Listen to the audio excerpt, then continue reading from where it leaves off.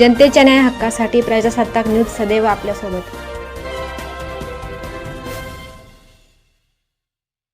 आपल्या सगळ्याचं परमपूज्य स्वामी विश्वगुरू श्री गगनगिरी महाराजांच्या जर अधिक महिन्यात संगमनेरमध्ये होत असलेल्या अखंड हरिनाम सप्ताहाच्या निमित्ताने आपलं स्वागत आहे. महाराज हयात असतापासून परमपूज्य स्वामी श्री गगनगिरीजी महाराज हयात असतापासून पुरुषोत्तम मास जो अधिक मास आपल्या हिंदू धर्मामध्ये अत्यंत जो पवित्र समजला जातो, अशा अधिक मासातल्या शेवटच्या सप्ताहामध्ये हा परमपूज्य स्वामी विश्वगुरू श्री गगनगिरी महाराजांचा अखंड हरिनाम सप्ताह इथं आपण पार पडतो.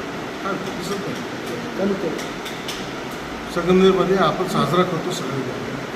आणि ह्या सप्ताहाच्या वैशिष्ट्य असं, या सप्ताहाचं वैशिष्ट्य असं की ह्या सप्ताहामध्ये परमपूज्य गगनगिरी महाराजांचे भक्तच नाही तर या तालुक्यातले किंवा जिल्ह्यातले आजूबाजूच्या तालुक्यातले संपूर्ण गरीब श्रीमंत लहान मोठा असा कुठलाही जाती धर्माचा भेदभाव नसणारा, परंतु ज्याची धर्मावर देवधर्मावर श्रद्धा असते असा सर्व भाविक भक्त यामध्ये सहभागी होतो. आणि या सप्ताहाचं मार्गदर्शन घेताना श्री महाराजांचे प्रबोधन केलं, जे मार्गदर्शन केलं त्याला अनुसरून या सप्ताहाची सगळी रूपरेषा आपण ठरवली. जसं आपण याच्यात ह्या सप्ताहामध्ये सुरुवातीला सकाळी प्रारंभ करता ज्ञानेश्वरी पारायण सोहळा घेतो, त्यानंतर अखंड नामजप यज्ञ घेतो परमपूज्य गगनगिरी महाराजांच्या नावाने.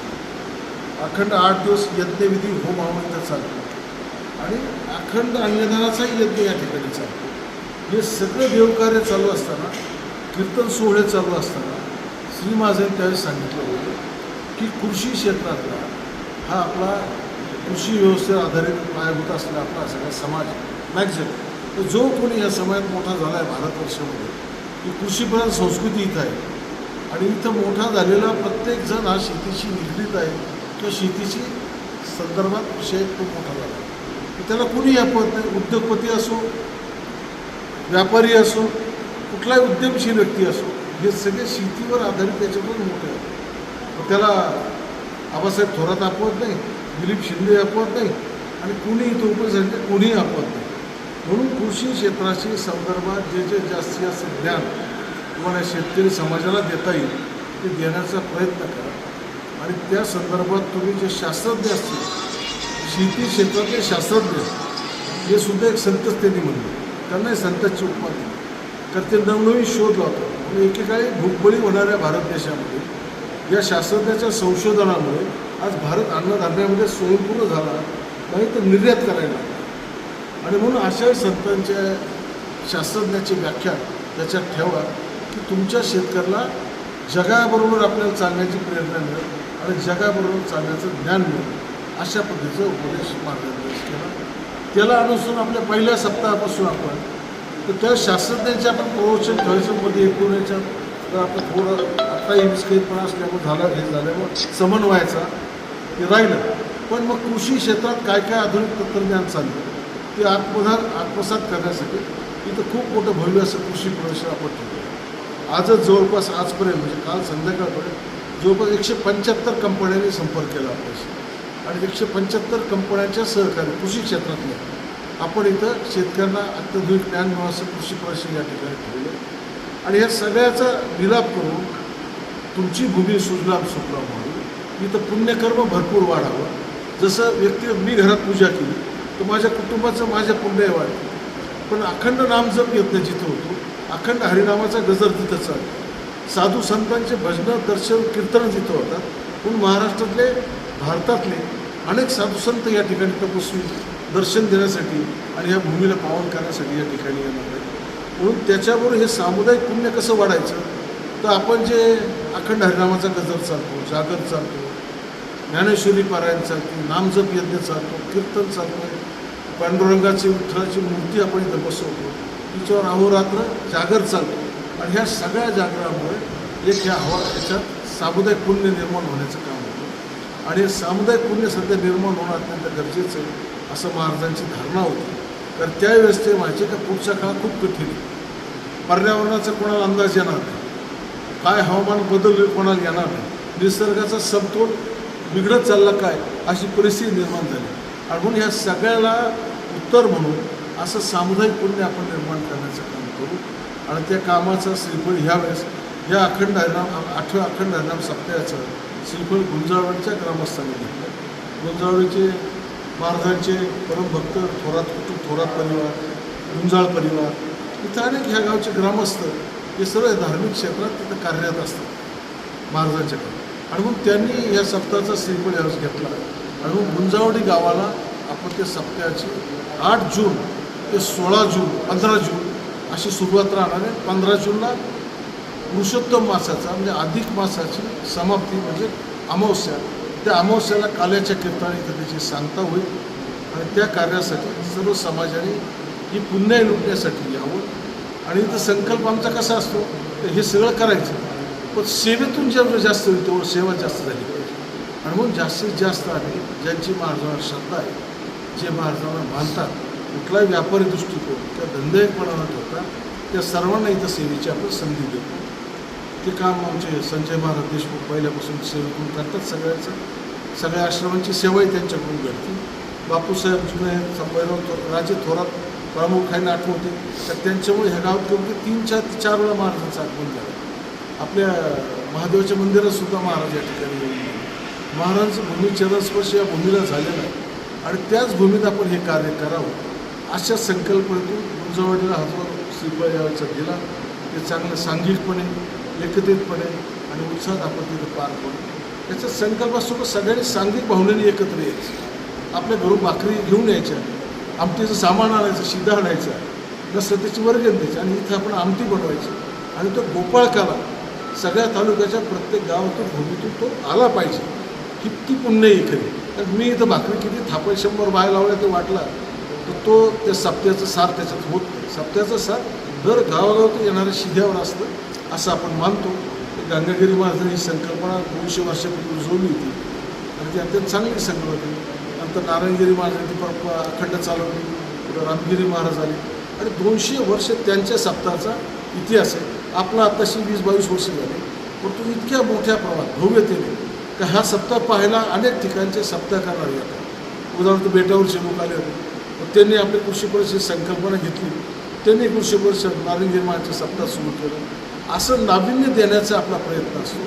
आता ह्यावेळेस देवराज थोरातवर त्यांची सगळी टीम आहे तरुण मुलांची, पोपटराव गुंजाळ सगळे सगळे आहेत. तर ह्या सर्वांनी डिजिटल युग असल्यामुळं आधुनिक आणखी काय काय देता येईल, त्याच्यात डिजिटल क्रांती जी झाली तिचं काय सार देता येईल याच्यासाठी ते सगळे कामाला लागले. विशाल डहाळे त्याच्यात आहेत, सगळे आहेत. संजय महाराज आहेत, गीतांजली आहेत, आर्किटेक्ट त्यांनी सगळ्या सप्ताहाचा आराखडा तयार केला. कुठं काय असावं, कुठं काय असावं, असं सगळ्यांच्या सेवेच्या, व्यवसायाच्या सेवेच्या माध्यमातून ह्या सप्ताहाची पूर्ती व्हावी, होईल अशी मला आशा वाटते. आणि गाव अत्यंत उत्साही आहे. संपूर्ण गावाला झालं की आम्ही कधी सप्ताह सुरू, आम्ही कधीच जातो. आणि मग आजपासून सगळ्यांनी संकल्प केला, कोणाचाही मान, अभिमान, अहंकार याचा अवलेश न ठेवता सप्ताह कोण करते. हा सप्ताह उद्या दिलीप शिंदे असो, बापूसाहेब देशमुख असो, आबासाहेब थोरात असो, संजय महाराज असो, हे कुणी नसले तरी अभ्यासपणे तो चालला पाहिजे. ही महाराजांची प्रेरणा असते आणि त्या प्रेरणेतून हे सगळे लोक हा सप्ताह साजरा करणार सांघिक पद्धतीने. महाराजांच्या आशीर्वादानेच तो होतो. तर आम्हाला पदोपदीचा अनुभव येतो.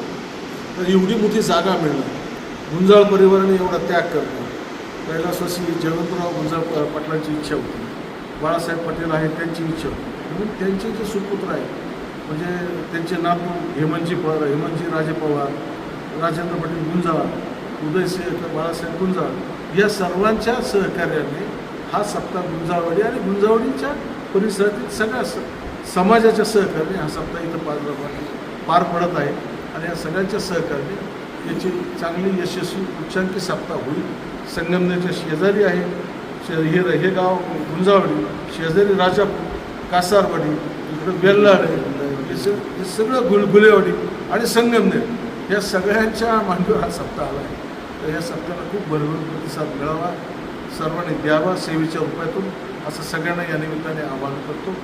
आणि आज उद्या या सप्ताहाच्या जागेवर सप्ताहाच्या जी सुरुवात करायची असते म्हणजे कार्याची, भूमीचं पूजन, तिथल्या सगळ्या देवी देवतांना आवाहन करणं हा सप्ताहाचा ध्वज उभारण्याचा काही दिवस असतो. तो उद्याच्या दिवसाला तिथं सप्ताहाचा ध्वज उभारण्याचा कार्यक्रम होणार आहे. तो संध्याकाळी 4 वाजता आपल्याला करायचा. आपल्या महाराष्ट्रातले भारतातले थोर समाज प्रबोधनकार सन्माननीय श्री निवृत्ती महाराज इंदोरीकर हे सप्ताहाला मला मार्गदर्शक असतात आणि त्यांच्यामध्ये 7 सप्ते आपण केले महाराजांच्या आशीर्वादानं, गगनगिरी महाराजांच्या आशीर्वादानं. परंतु त्यांची अशी धारणा झाली का हा सप्ताह ज्या जागेवर होतो त्या जागेवर खूप पुण्य निर्माण होतं आणि म्हणून त्या पुण्याच्या क्षेत्रात मला माझ्या एकुलते कन्येचा शुभवेळ साजरा करायचा हा संकल्प त्यांनी 2 वर्षापूर्वी बोलून दाखवला आणि ते आपल्या दृष्टीने सर्वांच्या दृष्टीने अत्यंत आनंदाची आणि भाग्याची घटना आहे. त्या निवृत्ती महाराज इंदोरीकरांच्या कन्येचा निवृत्ती महाराज आणि सौभाग्य शालीनता इंदोरीकर यांच्या कन्येचा शुभवेळाचा सोहळा आहे.